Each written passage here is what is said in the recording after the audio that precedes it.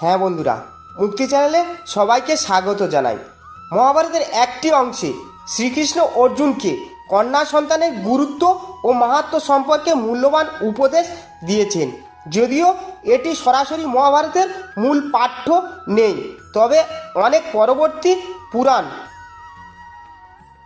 বা লোকজ কাহিনীতে এমন কিছু উপদেশ পাওয়া যায় যেখানে শ্রীকৃষ্ণ কন্যা সন্তানের গুরুত্ব ব্যাখ্যা করেছেন।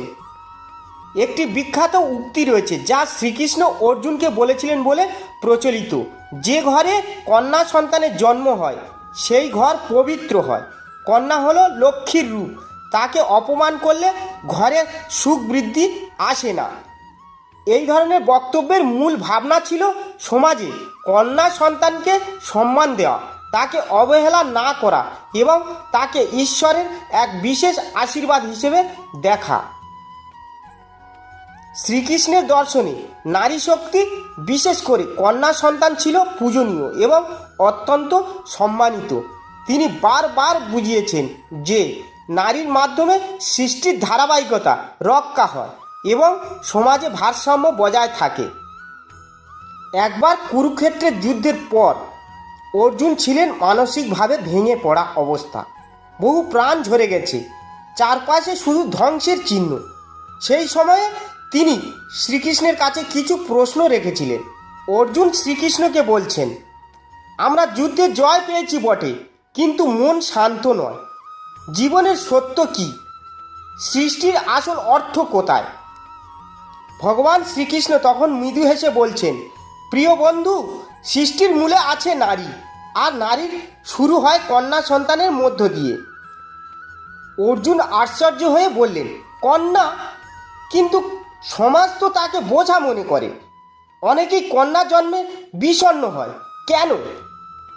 তখন শ্রীকৃষ্ণ গভীর স্বরে বললেন, সে সমাজের অজ্ঞতা। অর্জুন, জেনে রেখো, যে ঘরে কন্যা সন্তানের জন্ম হয় সে ঘরে পবিত্র হয়। কন্যা হলো লক্ষ্মীর রূপ। সে সংসারে আনন্দ আনে, স্নেহ আনে, শান্তি আনে। একজন কন্যা বড় হয়ে মা হয়, শিক্ষিকা হয়, শক্তির প্রতীক হয়। যে ঘরে কন্যাকে ভালোবাসা ও সম্মান দেওয়া হয় সেই ঘরে সত্যিকারের ঈশ্বর বাস করে। তাই বন্ধুরা, আজ আমরা যদি শ্রীকৃষ্ণের এই বাণী স্মরণ রাখি, তাহলে সমাজে কন্যা আর অবহেলা থাকবে না। তাদের গ্রহণ করুন, ভালোবাসুন, কারণ তারা একটি আশীর্বাদ। কন্যা নয় বোঝা, কন্যা হলো মুক্তির আলো। মানুষের কোন কর্মের কারণে বাড়িতে কন্যা সন্তানের জন্ম হয় জানেন? কি বলেছেন গীতায় শ্রীকৃষ্ণ? এই প্রসঙ্গে গীতায় বলা ভগবান শ্রীকৃষ্ণের কথা শুনলে অবাক হয়ে যাবেন আপনিও। শাস্ত্রে উল্লেখ আছে যে নারীকে সৃষ্টি করার সময় ব্রহ্মার প্রায় 7 দিন সময় লেগেছিল, কারণ নারীর ভার বহন করা সহজ কাজ নয়। মনে করা হয় যে বাড়িতে কন্যা সন্তান জন্ম নেয় সেই বাড়ির মানুষেরা অত্যন্ত ভাগ্যবান হয়।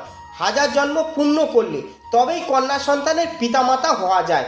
মূলত যে দম্পতি কখনো পাপ কর্মের সঙ্গে যুক্ত থাকেন না, কখনো কারো ক্ষতি করেননি, তারাই কন্যা সন্তানের বাবা মা হয়ে থাকেন। ভগবান শ্রীকৃষ্ণ গীতায় বলেছেন, একমাত্র যারা কন্যা সন্তানের ভার বহন করতে পারেন তাদেরকেই এই সৌভাগ্যের সুযোগ দেওয়া হয়। সেই ভার শুধু আর্থিক দিক থেকে নয়, সমস্ত রকম দিক থেকেই হয়।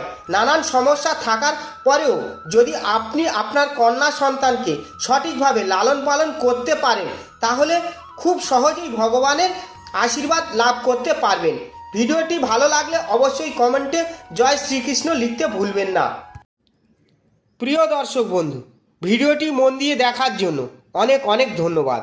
আমাদের এই ভিডিওটিকে একটি লাইক দিলে আর আমাদের এই ছোট্ট মুক্তি নামক চ্যানেলটিকে সাবস্ক্রাইব করে আমাদের সাপোর্ট করলে আমরা নতুন নতুন ভিডিও আপলোড করার প্রেরণা পাব। আমাদের চ্যানেলটিকে সাবস্ক্রাইব করে আমাদের সাথে জুড়ে থাকুন এবং এরকম ভিডিও দেখতে থাকুন। ধন্যবাদ। হরে কৃষ্ণা, হরি বল।